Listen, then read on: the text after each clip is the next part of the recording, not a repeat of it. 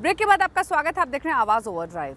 अगर हम micro SUV segment की बात करें तो ये इस समय हॉट सेलिंग सेगमेंट है और इसमें टाटा पंच अपना धमाल मचा रही है। क्या आपको पता है कि जून में 21,000 के आसपास की यूनिट्स इसकी बिकी हैं, तो यानी डिमांड काफ़ी स्ट्रॉन्ग है। दूसरा स्ट्रॉन्ग कंटेंडर एक्स्टर भी है। तो अगर आप भी इस माइक्रो एसयूवी सेगमेंट में गाड़ी खरीदने की सोच रहे हैं कि क्या टाटा पंच को ही खरीदें जिसे ज़्यादातर लोग पसंद कर रहे हैं, या फिर एक्स्टर भी एक बेटर चॉइस हो सकती है, तो इस कंफ्यूजन को हम दूर करेंगे इस स्टोरी में।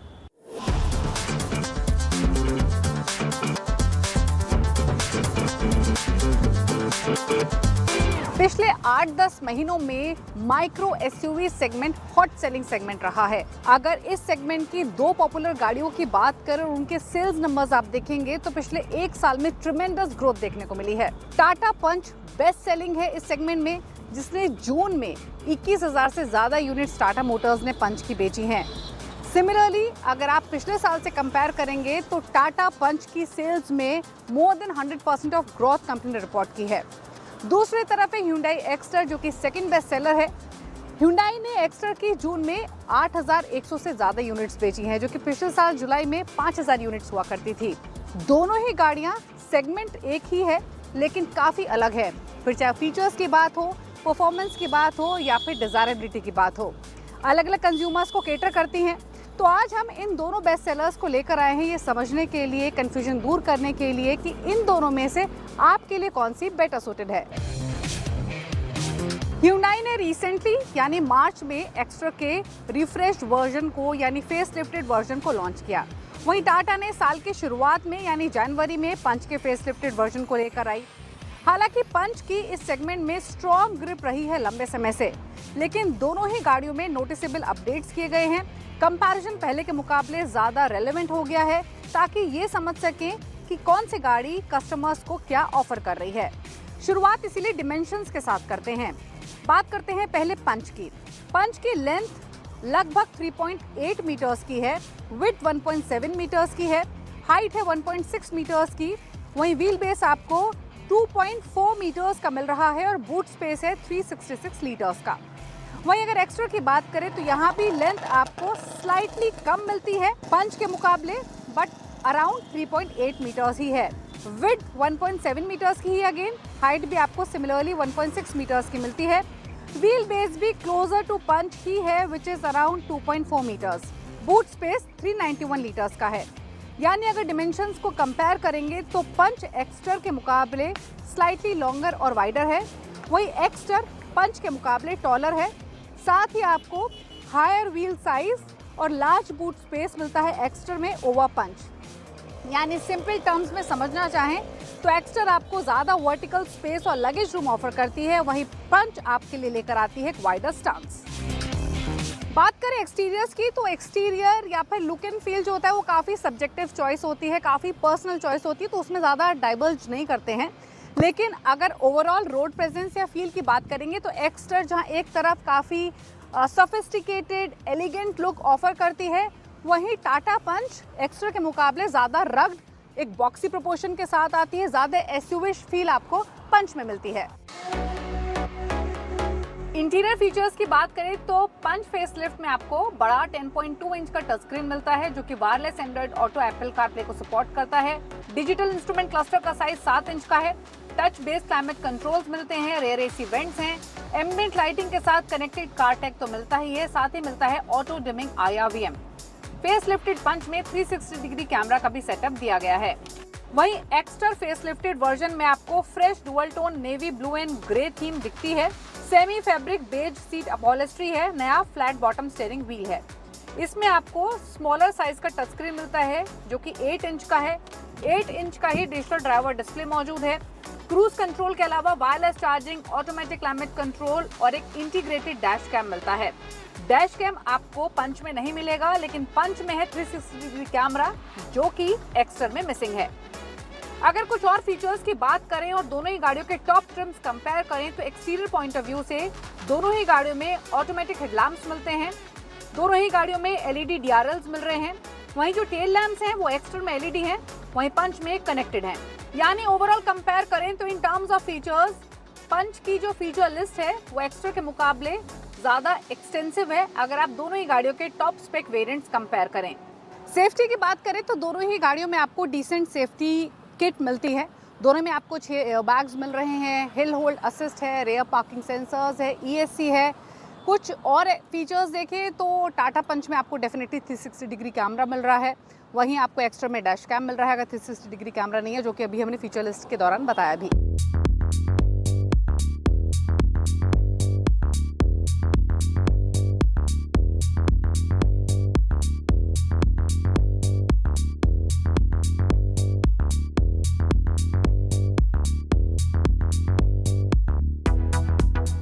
अब बात करते हैं पावर ट्रेन चॉइसेस की, तो पंच के पास एक एज है एज कंपेयर टू एक्स्टर। वो ये कि पंच आपको 3 पावर ट्रेन चॉइसेस में मिलती है। एक आपको 1.2 लीटर का नेचुरली एस्पिरेटेड इंजन मिल रहा है पेट्रोल में, एक आपको टर्बो इंजन में मिल रहा है और एक डेफिनेटली CNG वेरिएंट है। वहीं एक्स्टर में आपके पास सिर्फ 1.2 लीटर का नेचुरली एस्पिरेटेड पेट्रोल इंजन है प्लस CNG वेरिएंट है, यानी वो टर्बो एलिमेंट जो है वो एक्स्टर में नहीं मिलेगा, बल्कि पंच आपको टर्बो पावर वाला इंजन भी लैंड करती है। टाटा पंच का जो 1.2 लीटर का नेचुरली एस्पिरेटेड पेट्रोल इंजन है वो 86.5 HP की पावर देता है और ये लैंड करता है 115 Nm का टॉर्क, पेयर किया गया है 5 स्पीड मैनुअल या फिर 5 स्पीड ऑटोमेटिक ट्रांसमिशन के साथ। वहीं जो 1.2 लीटर का CNG वेरिएंट है वो पावर देता है 72 HP की with a torque of 103 Nm और इसे भी सिमिलर सेटअप के साथ पेयर किया गया है, यानी 5 स्पीड मैनुअल ट्रांसमिशन और 5 स्पीड ऑटोमेटिक ट्रांसमिशन। वहीं जो टर्बो इंजन है टाटा पंच का, उसकी कैपेसिटी 1.2 लीटर की है। ये 118 HP की पावर, 170 Nm का टॉर्क देता है और इसे पेयर किया गया है सिर्फ 6 स्पीड मैनुअल ट्रांसमिशन के साथ। कंपनी का कहना है कि टर्बो वेरिएंट्स वो लोग प्रेफर करते हैं जो ड्राइविंग एंथुसियास्ट हैं और उनके लिए शायद एक्चुअल पोटेंशियल के लिए मैनुअल गियरबॉक्स ज़्यादा प्रेफर्ड चॉइस है। वहीं Hyundai एक्स्टर आपको 1.2 litre naturally aspirated petrol engine में मिलता है। ये 82 HP की पावर, 113 Nm का टॉर्क देता है, 5 स्पीड मैनुअल और 5 स्पीड ऑटोमेटिक ट्रांसमिशन के साथ आता है। वहीं 1.2 लीटर CNG एक्स्टर 68 HP की पावर लैंड करता है, 95 Nm का टॉर्क और इसे सिर्फ पेयर किया गया है 5 स्पीड मैनुअल ट्रांसमिशन के साथ। यानी जो पंच का टर्बोचार्ज यूनिट है वो एक यूनिक ऑफरिंग है अपने सेगमेंट में। हालांकि इसके लिए पंच का प्राइस भी हायर साइड पर ही है, जो कि जस्टिफाइड है। यानी दोनों ही micro SUV 1.2 litre naturally aspirated petrol engine के साथ आती हैं और ये दोनों ही गाड़ियां उस इंजन कैपेसिटी के साथ रिलैक्स्ड ड्राइविंग एक्सपीरियंस लैंड करती हैं। दोनों ही इंजन में आपको मैनुअल AMT ऑप्शन के साथ factory fitted dual cylinder CNG kit भी मिलती है।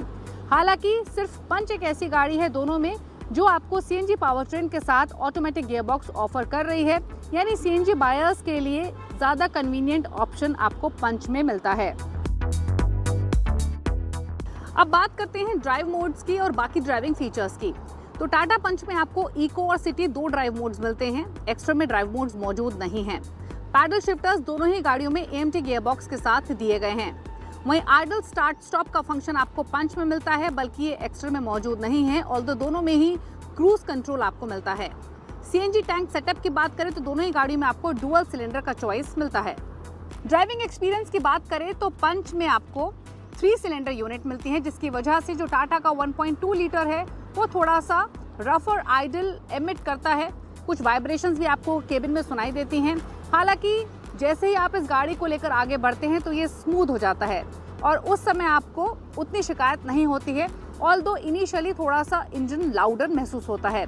वहीं एक्स्ट्रा की बात करें तो इसका 1.2 litre 4 cylinder petrol engine Impress करता है अपनी स्मूथनेस और रिफाइनमेंट के लिए। लीनियर पावर डिलीवरी मिलती है, एफर्टलेस परफॉर्मेंस एक्स्ट्रा लैंड करती है। इनफैक्ट इसके कॉम्प्लीमेंट करता है इसका 5 speed automated manual transmission. Extra में आपको जो यूनिक मिलता है वो है इसका AMT गियरबॉक्स, जो कि कन्वेंशनल AMT से काफ़ी अलग है।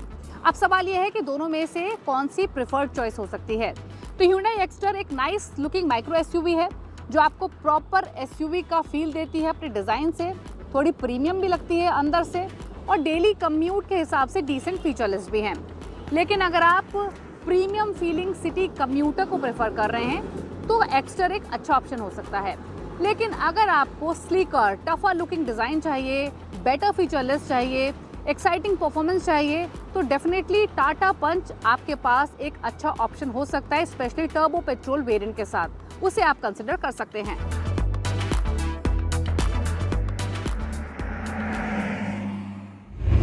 जब भी आप अपनी गाड़ी को सर्विस के लिए ले जाते हैं, क्या आप ध्यान देते हैं कि आपका बिल कितना बन रहा है, क्या सही तरीके से सर्विस हो रही है या फिर नहीं? किन बातों का आपको ख्याल रखना चाहिए जब आप अपनी गाड़ी को सर्विस करने के लिए दें? ये कुछ छोटी छोटी बातें हैं लेकिन बहुत ही इंपॉर्टेंट हैं। तो जब भी आप नेक्स्ट टाइम अपनी गाड़ी को सर्विस के लिए लेकर जाएं, किन बातों का आपको ख्याल रखना है, ये जानने के लिए देखिए हमारा खास segment tip of the week. गाड़ी सर्विस करवाते वक्त इंजन ऑयल के साथ ऑयल फिल्टर को भी बदलवाएं। कई बार इंजन ऑयल तो चेंज होता है लेकिन ऑयल फिल्टर बदला नहीं जाता। ऐसे में कचरे के पार्टिकल्स फिल्टर में रह जाते हैं जो इंजन को नुकसान पहुंचा सकते हैं। कार सर्विस के दौरान कूलेंट भी चेक करवा लें। ये जांच करवाएं कि कूलेंट की मात्रा कम ना हो गई हो या उसकी क्वालिटी खराब तो नहीं हो गई। लंबे वक्त बाद कूलेंट खराब हो जाता है। सर्विस के दौरान अपनी गाड़ी के इंजन की ट्यूनिंग भी जरूर करवा लें। 15 से 20 हजार किलोमीटर चलने के बाद इंजन के कई कंपोनेंट घिस जाते हैं। सभी कंपोनेंट सही से काम करें, इसके लिए इंजन की ट्यूनिंग करवाना बेहद जरूरी है। सर्विस करवाने के बाद सभी कंपनियों की अपनी एक चेकलिस्ट होती है, उसे एक बार जरूर क्रॉस चेक कर लें। साथ ही आपकी गाड़ी में सर्विस से पहले जो स्पेसिफिक दिक्कतें बताई गई थी वो क्या ठीक हुई या नहीं, इस बात की भी जांच जरूर कर लें। सर्विस के दौरान अलाइनमेंट और व्हील बैलेंस करवाना भी बहुत जरूरी होता है। ऊबड़ खाबड़ सड़कों पर चलने से गड्ढों की वजह से बिगड़ जाती है। इस वजह से गाड़ी के टायर एक साइड ज्यादा घिस जाते हैं और ड्राइव पर भी असर पड़ता है। इसलिए व्हील अलाइनमेंट और बैलेंस करवा लें। आपकी कार की अगली सर्विस कब होने वाली है, साथ ही उस सर्विस में क्या क्या काम होगा और कितना खर्च आएगा, इस बात की जानकारी भी जरूर ले लें। इमरजेंसी ब्रेकडाउन नंबर और सर्विस एडवाइस का नंबर भी नोट कर हमेशा अपनी गाड़ी में रखें। रास्ते में चलते वक्त कभी ब्रेकडाउन हो जाए या कुछ दिक्कत आ जाए तो ये आपके बहुत काम आएंगे। इसी के साथ आवाज ओवर टाइम में वक्त हो गया एक ब्रेक का। ब्रेक के उस पार दिखाएंगे वो तमाम खबरें जो इस हफ्ते ऑटो जगत में सुर्खियों में रही।